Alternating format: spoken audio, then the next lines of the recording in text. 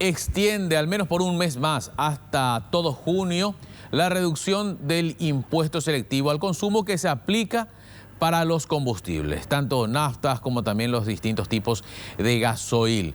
Esto habrá que ver si permitirá evitar la suba con la que ya el sector privado amenaza hace días. Vamos al contacto con quien nos va a contar más al respecto. Freddy Valenzuela, adelante.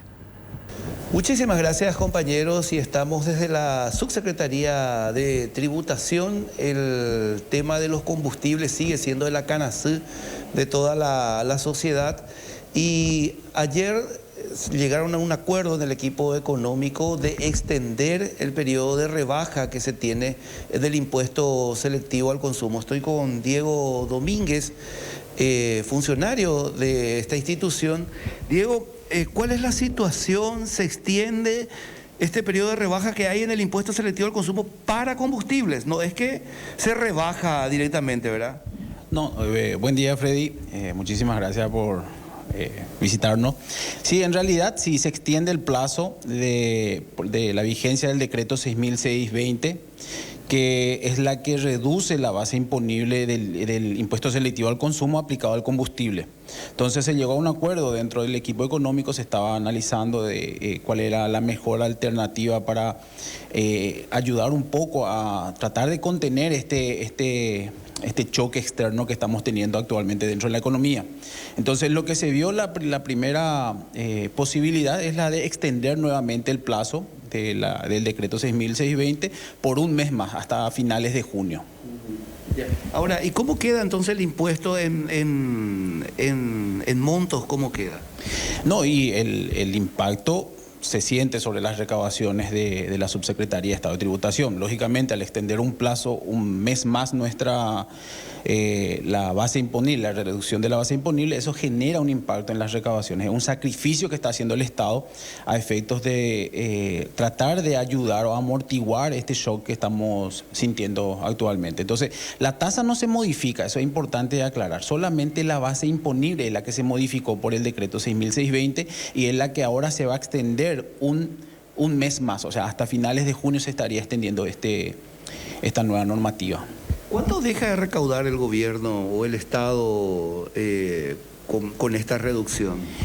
Y dependiendo mucho del comportamiento, porque hay que tener en cuenta que hay otras variables que juegan en eso, pero en términos generales se genera un impacto negativo de aproximadamente 32 millones de dólares. ¿Mensuales? Sí, mensuales.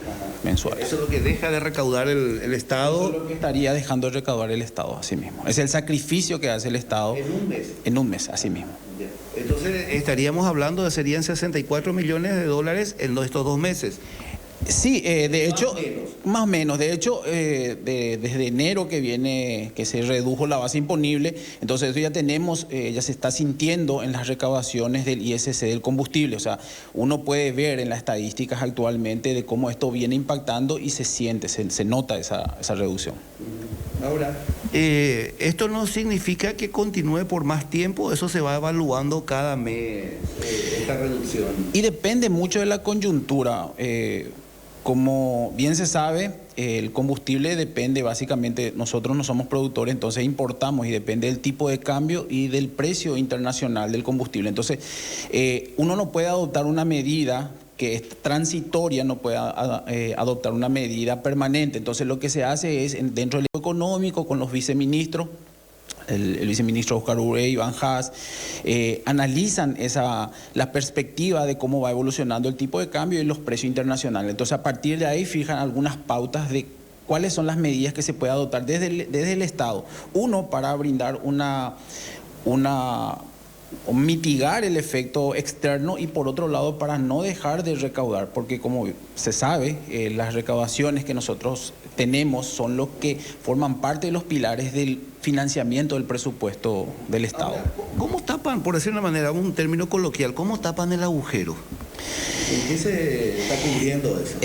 Y realmente son estrategias son estrategias de financiamiento o alternativas de financiamiento. Lógicamente no se puede cubrir totalmente el agujero, pero sí se puede mitigar a través de herramientas que cuenta la tesorería del Estado, como ajustar ciertos comportamientos. Generalmente, bueno, hablando técnicamente se llaman modificaciones presupuestarias, sacar de una fuente de financiamiento y utilizar otra fuente de financiamiento.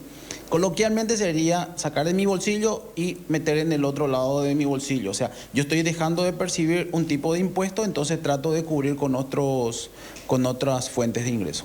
Bueno, muchísimas gracias, Diego. Y esta es la situación. Entonces se extiende por un mes más esta rebaja que se está cobrando en estos momentos por cada litro de combustible. Eso varía entre el diésel, las naftas, la nafta virgen nos referimos. Bueno, entonces eso es como para que no aumentar la carga sobre el precio y que eso termine nuevamente justificando un alza en el precio del combustible final al ciudadano. Entonces se está atajando de esta manera todavía, pero ya desde las empresas distribuidoras de combustibles dijeron que por el tipo de cambio, el valor internacional del petróleo estarían reajustando sus precios para arriba, es lo que habían comentado, pero vamos a ver si eso ocurre en los próximos días.